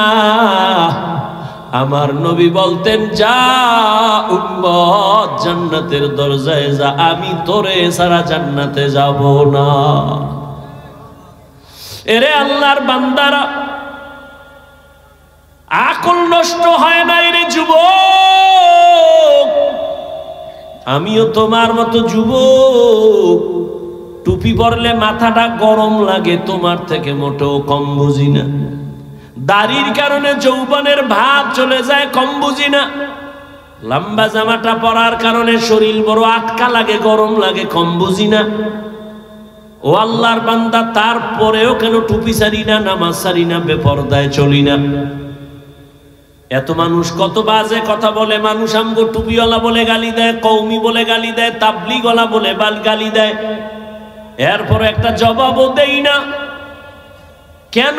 একটাই মাত্র কারণ, এই টুপির কারণে আমাদের বিপদ। বিপদ ওলামায়ে কেরামের তো মারাত্মক কোনো অন্যায় করে নাই, সরকারের আমরা গালি দেই না, খ্রিস্টানের গালি দিয়া বয়ান করি না। বুঝো, হিন্দুদের বিরুদ্ধে আমরা বয়ান করি না, অশালীন কথাও বলি না, এরপরও কেন আলেমের উপরে বিপদ, জেলখানায় যায়, হ্যান্ডকাপ লাগায়?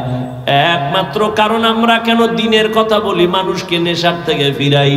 যেই কামটা র্যাব, আর্মি, পুলিশ, বিডিআর সরকারের কোটি কোটি কোটি টাকা খাইয়া অস্ত্র হাতে নিছে। সরকার কয় মরণ পর্যন্ত না, মরার পরেও সরকারি টাকা তোমার ঘরে দেওয়া হবে, অস্ত্র দিয়ে দিলাম, যাও, সন্ত্রাসী বন্ধ করো, নেশা বন্ধ করো, দেশে উশৃঙ্খলতা বন্ধ করো। এরপরও তারা হিমশিম খায়, কিন্তু কোনো অস্ত্র লাগে নাই, সরকারের 1 টাকাও আলেমের পেছনে খরচ হয় নাই। এই উলামায়ে কেরামরা হাতে পায়ে ধইরা ধইরা এদেশের মানুষগুলো মদ পান করত, বয়ান শুনে মদ ছাইরা দিছে, বেনামাজি এখন নামাজ পড়ে। ও আল্লাহর গোলাম, আল্লাহর মোহাব্বত নিয়ে চলতেছি, এর একমাত্র উলামায়ে কেরামের অবদান। এই জন্যই বলেছি, উলামায়ে কেরাম তোমার জীবনের আপন বন্ধু, আর কেউ তোমার আপন বন্ধু নাই, সব স্বার্থপর।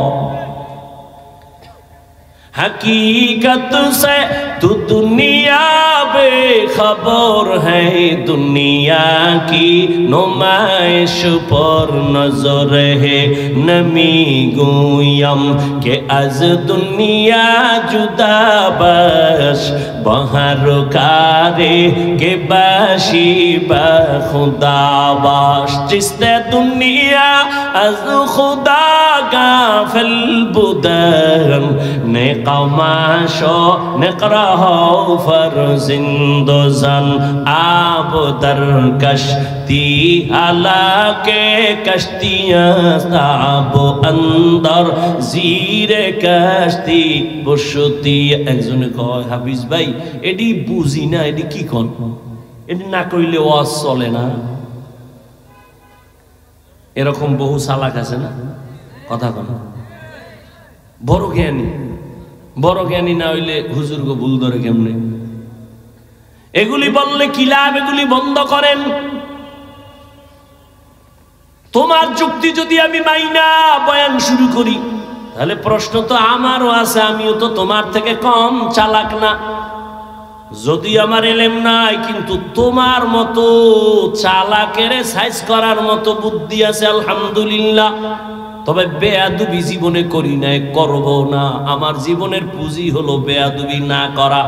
আমার আব্বা আম্মার দোয়া, আমার ওস্তাদের দোয়া, উলামায়ে কেরামের দোয়া, আল্লাহর রাসূলের স্পষ্ট সহিহ হাদিস, যে আদব রক্ষা করে জীবন চালাবে, আল্লাহ তার মর্যাদা সবার উপরে উঠাবেন। বিনয়ী জিন্দেগি বড় দামি এক জিন্দেগি। ও যুবক, তুমি যে আমাকে প্রশ্ন করছো, ফার্সি এই কবিতাগুলো না বললে কি বয়ান চলে না? কেউ তো বুঝেই না। আমি যদি তোমাকে প্রশ্ন করি, আমি যে হাদিসের ইবারত পড়ি, কোরআনের আয়াত পড়ি, একজনেও তো আয়াত পড়তেই পারে না, তো আয়াত বাদ দিয়ে দেই, হাদিস বাদ দিয়ে দেই। যুক্তির নাম ইসলাম না। এত বড় এলেমওয়ালা ইবলিস আল্লাহর সামনে যুক্তি দিতে গিয়া জীবনটা সব শেষ করলো। অথচ ইবলিস ছিল আল্লাহর কাছে বড় প্রিয় ব্যক্তি। জমিনে এমন কোন ইঞ্চি জায়গা নাই যেখানে ইবলিসের সেজদা পড়ে নাই। ফেরেশতাদের উস্তাদ, সেই ইবলিসের আল্লাহ তার ইবাদতে খুশি হইয়া উপাধি দিছে ইবলিস মুত্তাকি, ইবলিস ওলি, ইবলিস আরেফ, ইবলিস বুজুর্গ। কিন্তু আল্লাহর সামনে এলেমের হেডম দেখাইতে গিয়া এক যুক্তিতে ইবলিস জীবনের তরে ধ্বংস হয়ে গেল। এই জন্য যুক্তি দিতে দিতে দিতে দিতে অনেক মানুষ জাহান্নামের দিকে চলে যায়।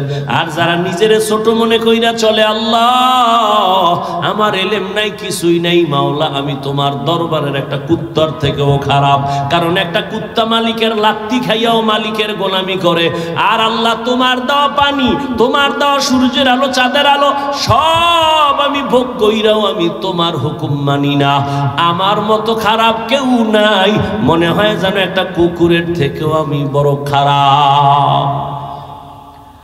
ও পর্দার আড়ালের আম্মা জানেরা, এতক্ষণ আমি আপনাদের সন্তানদেরকে যে কথাগুলো বুঝাইলাম, এগুলো বাস্তবায়নের জন্য আপনার দোয়া, আপনার অবদান ছাড়া হবে না।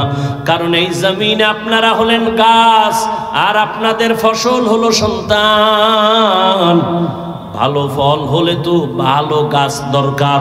আম্মা জান, আপনার আদর্শের কারণেই তো সন্তান আদর্শবান হবে। গাছ ভালো হলেই তো ফল ভালো হবে।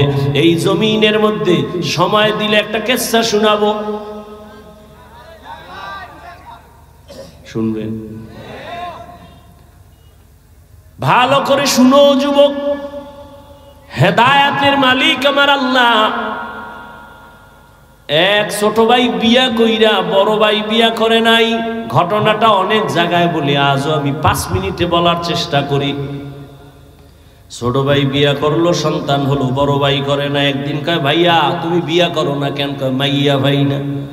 কেদাসিনী মাইয়ার অভাব, কলেজের গোড়ায় দাঁড়াইলে শত শত মেয়ে, ডানা কাটা ভরি, কেন তুমি মেয়ে পাও না? কয় না, জাতের মেয়ে পাই না। ছোট ভাই ভাবলো মনে হয় যেন একটা সুন্দরী রূপসী একটা সম্ভ্রান্ত পরিবারের মেয়ে চাই। খুঁজা খুঁজা বাইর করছে, কইরা কয় ভাইয়া ভালো পরিবারের একটা মেয়ে পাইছি। কি কয়? কলেজে পড়ে, ভালো একটা মেয়ে পাইছি, ইংলিশ মিডিয়ামে পড়ে, বাবা অনেক টাকাওয়ালা। বড় ভাইকে আমি এই মাইয়া চাই না। তো কি চাও এটা কম? এবার ভাই ডাক দিয়া কয়, ও ছোট ভাই শুনো, আমি একটা জীবনে মেয়ে চাই, আমার জীবন সঙ্গিনী হবে, যে আমার হাত ধইরা আমাকে জান্নাতে নিয়ে যাবে। কোথায় নিবে? কি যুবক, বিয়া করছো? কোরআন শপথ করছো না? কয় হুজুর আমার সাথে তো শপথ করছে মাইয়া, জীবনে আর না। আমি বললাম ওই মাইয়ার সিরিয়াল কত জানোনি? কয় না। আমি কই তোর সিরিয়াল যত, মাইয়ার সিরিয়ালও তত। তোর সিরিয়াল কত? কয় 3। 2 মাইয়ার পরে এই মাইয়া। আমি বললাম আল্লাহর কোরআন সাক্ষী, তোর মাইয়ার সিরিয়ালও 3। 2 ফলার ইজ্জত নষ্ট কইরা তোরে ধরছে, তোরে ইজ্জত হারায়া রাস্তার ফকির বানাবে। কোরআনের আয়াত, আল খবিসাতু লিল খবিসিনা, খবিসের সাথে খবিস। ও যুবক, জীবনে লেখাপড়া করে ডাক্তার হইও, দোয়া করে যায়, আমার দোয়া কবুল হবে না, হবে না, হবে না। তবে এই মাঠে বহু আল্লাহর বান্দা আছে যাদের দোয়া কবুল হবে বলে অন্তর সাক্ষী দেয়। দোয়া করি সবাই আমিন বলিও। আল্লাহ যুবক বাবারে, স্কুলে পড়ো, ডাক্তার হও আলহামদুলিল্লাহ, ইঞ্জিনিয়ার হও আলহামদুলিল্লাহ, প্রফেসর হও আলহামদুলিল্লাহ। তবে আমার ছোট্ট একটা দাবি, বেয়াদব হইও না। তোমার ব্যবহারে যেন কোনোদিন মা বাবা কষ্ট না পায়, তোমার আচরণে কোনোদিন শিক্ষক যেন কষ্ট না পায়, তোমার আচরণে কোনোদিন উলামায়ে কেরাম যেন কষ্ট না পায়। বলবা কেন? জীবনে সফলতার চেয়ারে বসার জন্য দোয়া লাগবে 3টা। মা বাবার দোয়া লাগবে, শিক্ষকের দোয়া লাগবে, উলামায়ে কেরাম মুরব্বিদের দোয়া লাগবে। এরে আমি হাফিজুর রহমানের আমার আব্বা আম্মা কলিজা বইরা দোয়া দিয়া চেয়ারে বসাইছেন, কিন্তু বয়ান করা আমার আব্বা শিখান নাই, আম্মা শিখান নাই। আমার ওস্তাদ শিক্ষকেরা হাতে ধরে ধরে ধরে ধরে আমাকে বয়ান শিখাইছেন। অতএব ওস্তাদ আমার বড় দামি এক দোয়ার সম্পদ। মা বাবার বরদোয়া নিবা না। যদি তো বরদোয়া লাইগেই যায়, মরার আগে পঙ্গু হয়ে যাবি, লেখা রাখ। যদি শিক্ষকের বরদোয়া কলিজায় তোর লাইগা যায়, মরার আগে জীবনটা নষ্ট হয়ে যাবে, বিদ্যার জগৎ থেকে হারিয়ে যাবি, বিদ্যা আর থাকবে না।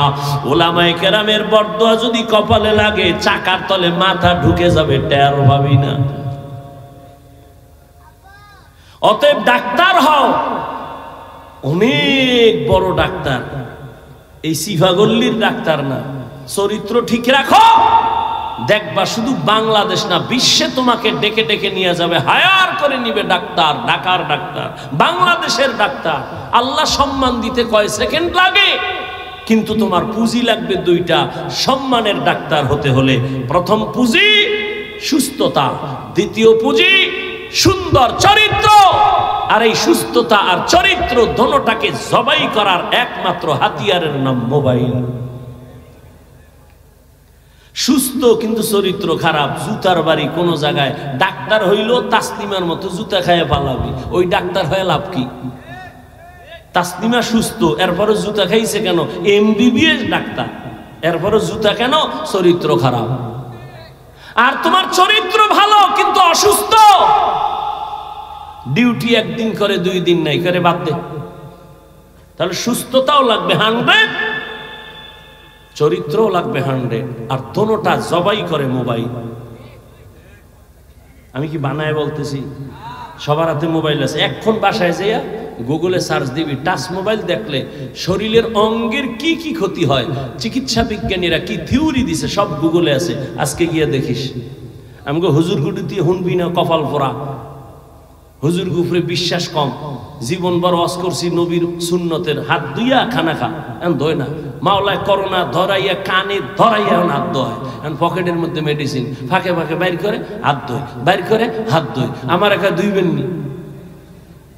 আমি তুমি কিয়ামত পর্যন্ত ধুইলে একটা নেক পাবা না, সুন্নত হিসেবে ধুইলে সওয়াব পাইতা।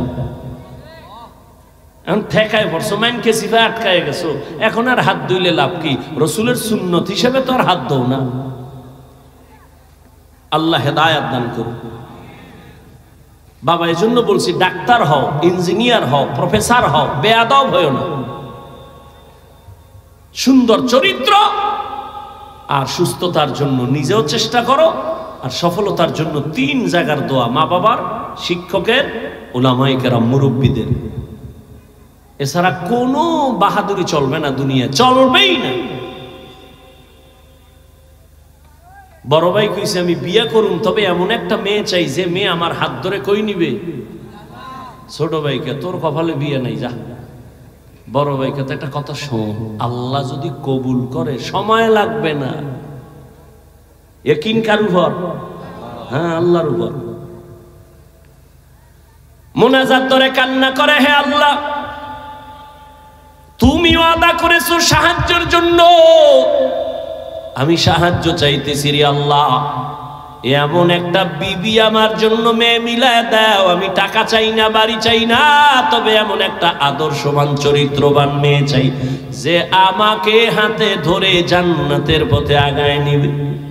দোয়া চলতেছে, খবর পাইছে পাশের এলাকায় একজন বুজুর্গ আল্লাহওয়ালা আসছে মসজিদে, মানুষ দোয়ার জন্য যায়, ও গেছে, ফজরের নামাজ গিয়ে আদায় করেছে। মোনাজাত দিয়ে দিব? আরে ভাই, মোনাজাত তো দিব, একটু ধৈর্য ধরো না। আগে আগে বাসায় যাবা, খোদায় না নিলে কেমনে যাবা? একজনে আগে রওনা হয়েছে বাসায় যাবো, আর একজনে বইয়া মোনাজাত দিয়ে এরপরে আস্তে আস্তে রওনা হয়েছে। হে যাই দেহে, হে আগের 1 ঘন্টা আগের বেড়া রাস্তায় খাড়ায় রয়েছে, কিও কয় চাক্কা সাইরোটা শেষ, হসপিটালও নাই রাইতে কইব। এনে 1.5 ঘন্টা বইয়া শেষ পর্যন্ত হাঁটতে হাঁটতে হাঁটতে হাঁটতে বাসায় গেছে ফজরের সময়।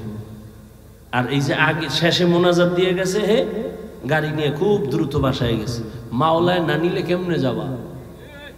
জীবনে তো কম ঘুমাও নাই, জীবনে তো রাত্র সজাগ থাকছো গুনাহ কইরা, একটা রাত্র কি নেক কইরা থাকছো? আল্লাহ জিগাইলে বলবা হ্যাঁ থাকছি, তোমার জন্যই এই সময় দিছি। নাইলে এখানে কেউ জোর করে ঢুকায় নাই। ও আল্লাহ, তোমার মোহাব্বত এখানে ঢুকছি এবং মোনাজাত দিয়ে গেছি, একটু চোখের পানিও ছাড়ছি। ও আল্লাহ, তুমি এই উসিলায় কি মাফ করবা না? আমি তো মাফ করার জন্য বাহানাই তালাশ করি, একটা সুযোগ খুঁজতেছি, একটা লাইন খুঁজতেছি, লাইন আছে কিনা দেখি। লাইন যখন পাইয়েই গেছি, কোনো লাইন নাই। নাম কি? নাম হইল আব্দুর রহমান। এটাও একটা লাইন, সহিহ হাদিস।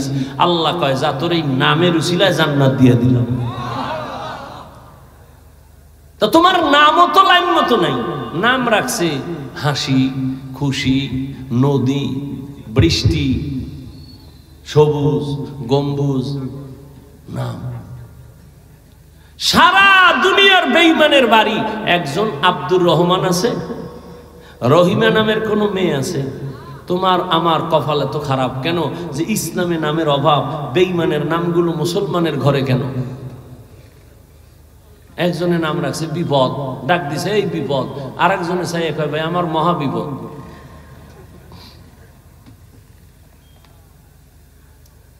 আগে সন্তান হইলে দৌড়ে যাইতো বড় হুজুরের দ্বারে, হুজুর একটু খেজুর মুখে নিয়ে দেন আর একটা নাম রাইখা দেন, সুন্দর একটা নাম।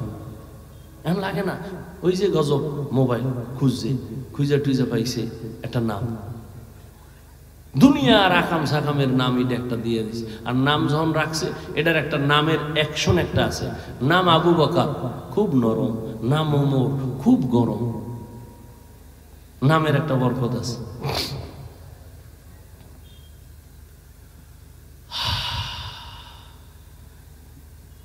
হুজুরের দ্বারে গেছে দোয়ার জন্য, ফজরের নামাজ পড়া সব চলে গেছে। হুজুর আমার বাড়ি অমুক এলাকায়, একটু দোয়া করেন। বাবা বিয়া করছো? কয় না।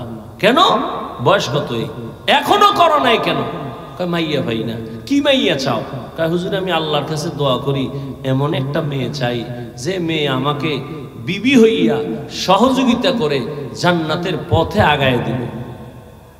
হুজুর কয় দোয়া করি। কথা চলতেছে, হঠাৎ এমন একটা ঘটনা। কার ঘটনা? নামটা শেষে বলবো, গুগলে গিয়া সার্চ দিয়া নাম বাইর করবি। ও দুনিয়ার সন্তান, আর তুই কেমন সন্তান হইলি একটু নিজেরে যাচাই করবি। ঘটনার শেষে নামটা বলতেছি। হঠাৎ মসজিদের বারান্দার বাহির থেকে একটা কচি কণ্ঠে মেয়ের সালামের আওয়াজ। একটা মেয়ে ডাক দিয়া সালাম দিছেন, আসসালামু আলাইকুম হযরত, আমি এই এলাকার মেয়ে, গরিবের সন্তান, দোয়ার জন্য আসছি। হুজুর ডাক দিয়া কয়, রে মা তোমার আব্বা কি করে? কয় নাই। বলে তোমার বয়স কত?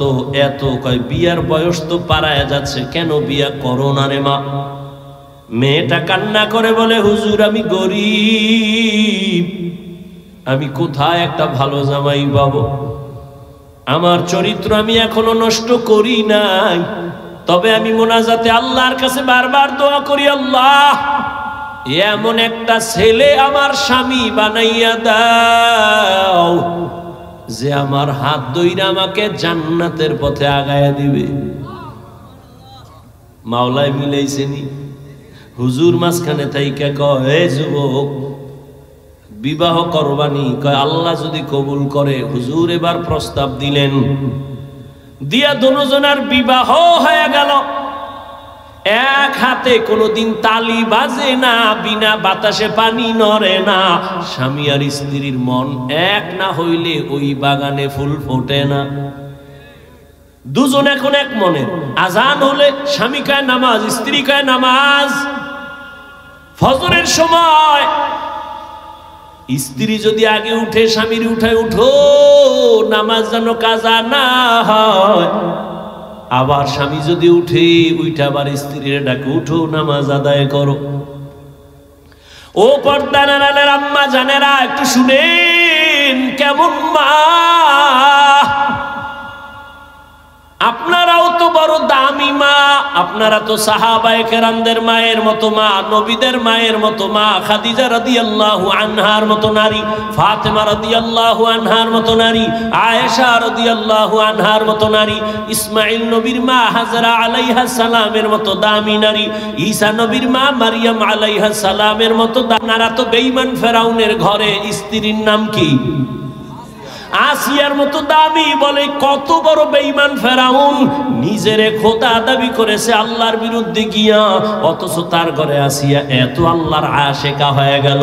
নবীজি বলেন কিয়ামতের দিন জান্নাতে আসিয়ার সাথে আমার বিবাহ হবে। সুবহানাল্লাহ বলবেন না?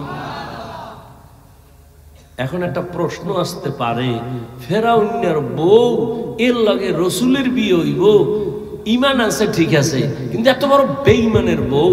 না, বিয়ে হইছে ঠিক ফেরাউনের, কিন্তু এক সেকেন্ডের জন্য আসিয়ার সাথে ফেরাউনের এক সেকেন্ডের জন্য এক বিছানায় শরীরের সাথে টাচ হয় নাই। কেন?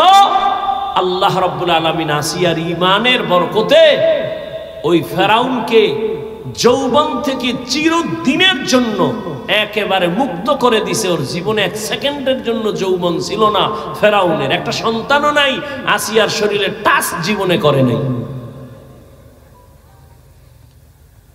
নবী বলেন আসিয়ার সাথে আমার জান্নাতি বিবাহ হবে। এরে আম্মা জান, আপনার স্বামী তো ফেরাউনের মতো খারাপ না। আম্মা, আপনি কি পারতেন না 5 ওয়াক্ত নামাজ পড়ে স্বামীর জন্য কলিজা দিয়া দোয়া করতেন? আল্লাহ, একটা স্বামী আমার দিন নাই রাত নাই বাইরে ঘুরে আর কষ্ট করে, নিজের জন্য কোনো স্বামী কষ্ট করে না।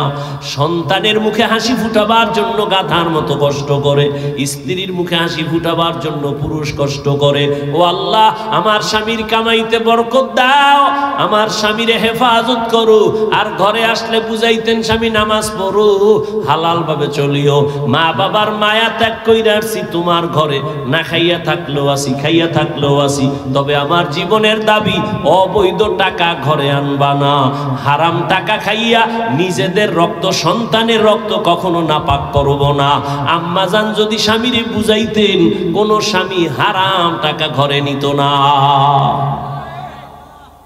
সন্তানের যদি বুঝাইতেন, বাবা আমি তোর মা, কোন দিন মরে যাব জানি না, তবে তোর কাছে আমার জীবনের দাবি কোনদিন মিথ্যা কথা বলবি না, কারো সাথে বেয়াদবি করবি না।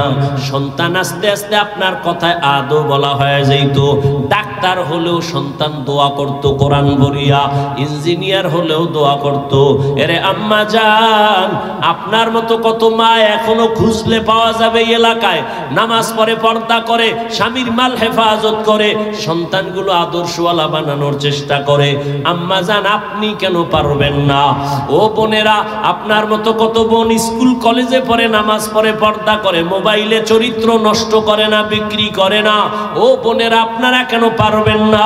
ও বৃদ্ধ বাবাজি, আপনার মতো কত বুড়ারা মসজিদে গিয়া নামাজ পড়ে, আপনি কেন পারবেন না? ওই স্বামী আর স্ত্রী দুইজনে এক মনের হইয়া মোনাজাত করে, দোয়া করে, আল্লাহ দোয়া কইরা পাইছি দুইজনের স্বামী আর স্ত্রী। আর একটা দোয়া জীবনে আছে, দোনোজনে কান্দে আর আল্লাহর কাছে দোয়া করে, ও দয়ার মালিক, একটা নেককার সন্তান আমাদের দান করো, যেই সন্তানের দ্বারা আমগো ইজ্জত বাড়বে, সমাজের আলো ছড়ায় যাবে। ওই সন্তান দিয়া লাভ কি যে মা বাবার ইজ্জত নষ্ট হবে? আল্লাহ এত দোয়া কবুল করলেন, এই দোয়াটা কবুল করবেন না, এটা হতে পারে না। দোয়া কবুল হয়ে গেছে। নেককার একটা ছেলে আল্লাহ দান করছেন। ছেলেটারে দুনিয়াতে আসা মাত্র নবীর তরিকায় ডান কানে আজানের আওয়াজ, বাম কানে ইকামতের আওয়াজ। ছেলেটারে আদর্শ দিয়া বড় বানাইলেন। অল্প বয়সে যৌবন যখন চলে আসলো, এই যুবক তো সেই যুবক, গোটা দুনিয়াটাকে আগুন লাগায় দিল।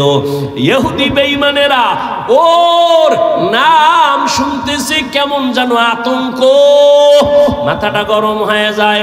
বাইতুল মুকাদ্দাস মুসলমানের প্রথম কিবলার ওখানে ইহুদির একটা ধমক দিয়া সব সরায়া বাইতুল মুকাদ্দাস হাতে নিল। মালয়েশিয়া, রাশিয়া সব বেঈমান, সিরিয়ার বেঈমানের মোকাবেলায় মোটামুটি দুনিয়াটা বিজয়ের ডঙ্কা বাজায় দিল। ইতিহাস যারা জানো, এই লোকটার নাম জানে না এমন কোন হিন্দু নাই, বৌদ্ধ নাই, মুসলমান নাই।